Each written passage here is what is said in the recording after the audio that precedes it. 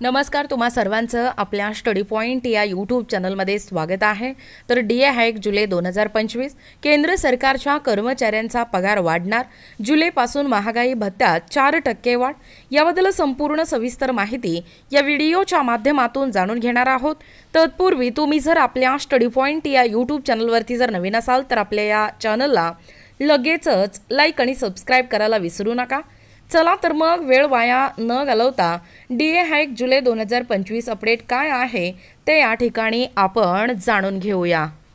बघा, या ठिकाणी तुम्ही टायटल पाहू शकता। टायटल काय आहे बघा, डीए हाईक जुलै 2025 केंद्र सरकारच्या कर्मचाऱ्यांचा पगार वाढणार, जुलैपासून महागाई भत्त्यात 4% वाढ। बघा अपडेट काय सांगतोय। 7वा वेतन आयोग केंद्र सरकारच्या कर्मचाऱ्यांसाठी मोठी आणि दिलासादायक बातमी आहे। महागाई निर्देशांकाच्या म्हणजे सीपीआय आणि आयडब्ल्यू या ताज्या आकड्याच्या आधारे जुलै 2025 साठी महागाई भत्त्यात डीए म्हणजे 4% वाढ होण्याची शक्यता या ठिकाणी वर्तवण्यात येत आहे। यामुळे सध्या 55% असलेला महागाई भत्ता 59% पोहोचू शकतो। न्यूज 18 ने याबाबतचे देखील वृत्त दिलेला आहे। बघा, महागाई भत्ता दरवर्षी दोनदा जानेवारी आणि जुलै महिन्यापासून लागू होणाऱ्या फेब्रुवारी, मार्च आणि सप्टेंबर आणि ऑक्टोबरमध्ये जाहीर या ठिकाणी केला जातो। या वाढीचा उद्देश कर्मचाऱ्यांना महागाईमुळे होणाऱ्या खर्चात भरपाई देणे हा आहे। बघा, डीए नेमकं कसा ठरवला जातो। महागाई भत्त्याची गणना औद्योगिक कामगारांसाठीचा ग्राहक किंमत निर्देशांक म्हणजे सीपीआय आणि आयडब्ल्यू यावर आधारित असते। या निर्देशांकाचे मागील 12 महिन्याचे सरासरी मूल्य घेऊन खालील सूत्रानुसार डीए या ठिकाणी ठरवला जातो। बघा, डीए परसेंटेज बरोबर 12 महिन्याची सीपीआय आणि आयडब्ल्यू सरासरी वजा 261.42 भागिले 261.42 गुणिले 100। येथे 261.42 हे 2016 हे मूळ वर्ष मानून निश्चित केलेले आधार मूल्य आहे।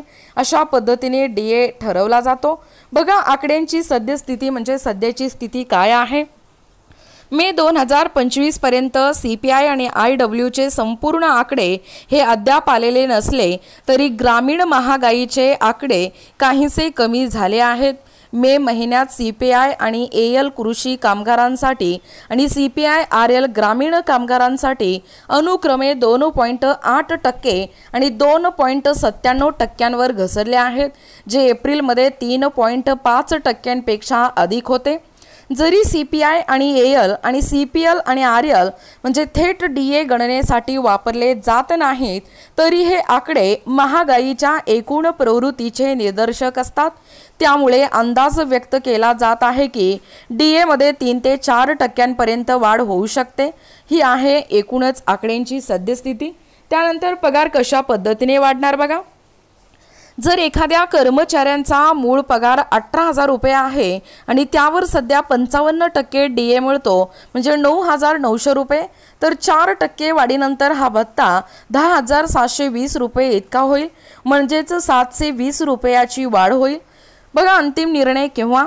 जून 2025 चा सीपीआय आणि आयडब्ल्यू डेटा हे जुलै अखेरीस जाहीर होणार आहे। त्यानंतर सप्टेंबर आणि ऑक्टोबरमध्ये केंद्रीय मंत्रिमंडळ अधिकृतपणे डीए वाढ जाहीर करेल। हा नवा दर जुलैपासून लागू होईल आणि कर्मचाऱ्यांना एरियरसह रक्कम या ठिकाणी मिळेल। बघा, 8वा वेतन आयोग लवकरच। दरम्यानच 8व्या वेतन आयोगाची अधिकृत घोषणा अद्याप बाकी आहे।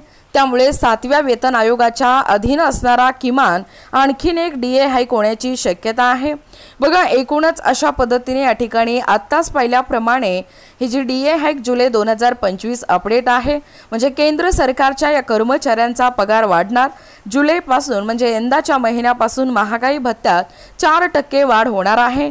याबद्दल संपूर्ण सविस्तर माहिती या व्हिडिओच्या माध्यमातून जाणून घेण्याचा प्रयत्न केलेला आहोत।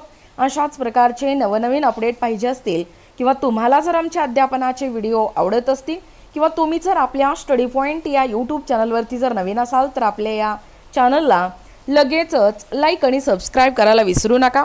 भेटूया अशाच पुढच्या नवीन व्हिडिओमध्ये। तोपर्यंत धन्यवाद।